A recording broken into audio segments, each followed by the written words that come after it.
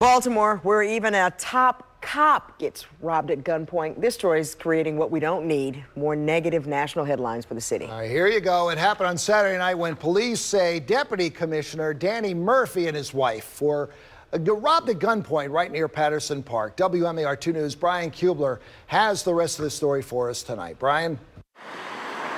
It's unnerving to think. If it can happen to a top cop in Baltimore, it can happen to anyone, anytime. I myself, a few years back, was robbed at gunpoint in my bedroom, and it's an experience that stuck with me as well. Councilman Zeke Cohen knows. He told us he was robbed at gunpoint in Baltimore when he was a grad student. Now it's in his district, just alongside Patterson Park, that Deputy Commissioner Danny Murphy and his wife were robbed. According to the police report, Murphy and his wife were walking on Pratt Street near the park just before 9 p.m. Saturday when three suspects came up from behind, pointed a gun, and robbed them.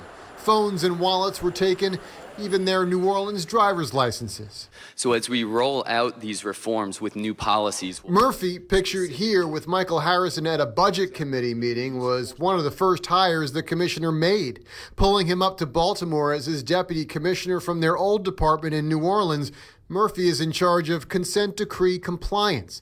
Cohen says he spoke with the deputy commissioner yesterday and says this crime won't change that. This makes him want to double down on Baltimore, that he sees this as obviously a deeply traumatic experience that he went through, but just more urgency for why his work and our work is so important. I think it's a bad image, and I think it's something that we can't accept no matter who it happens to in Baltimore.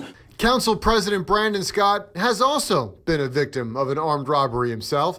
He says no matter who it happens to, it's got to change. This again shows all the tough work that we have to do in Baltimore, and that people have to take this very seriously and understand that it can happen to anyone at any time, and we have to do whatever we can do to stop it. And that means sticking to the recently released crime plan and holding people accountable.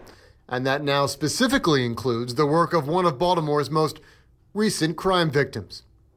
In Baltimore, Brian Kubler, WMAR 2 News.